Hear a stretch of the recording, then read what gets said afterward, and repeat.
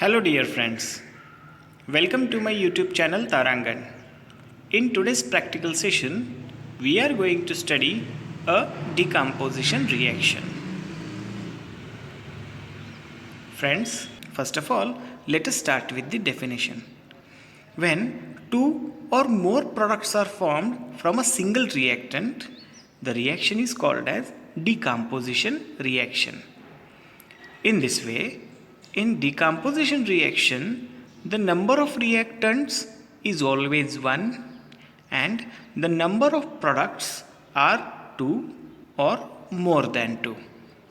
Dear friends, let us learn the decomposition reaction with the help of an example. When crystals of ferrous sulfate are heated in a test tube, these crystals lose water molecule and form a colorless powder. If we continue heating, these crystals decompose into ferric oxide and mixture of sulfur dioxide and sulfur trioxide. The same can be explained with the help of a chemical equation. Friends, in the crystals of ferrous sulfate, there are 7 molecules of water. These molecules are called as water of crystallization.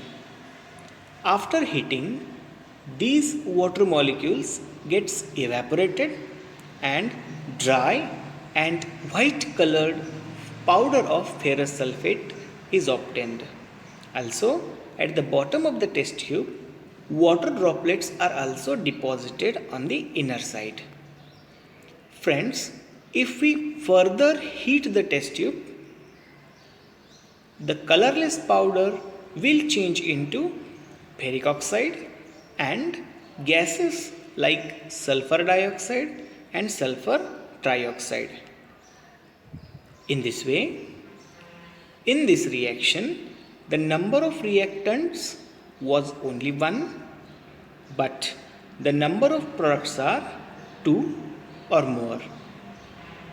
Hence, this is a decomposition reaction. Let us perform the same reaction in a practical. For this experiment, we require the crystals of ferrous sulfate, spirit lamp, test tubes and test tube holder. To perform the test, take few crystals of ferrous sulfate into test tube.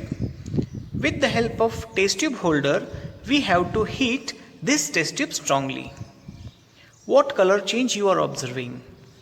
The faint green color disappears and it turns to white. If we continue to heat, the color changes to brown.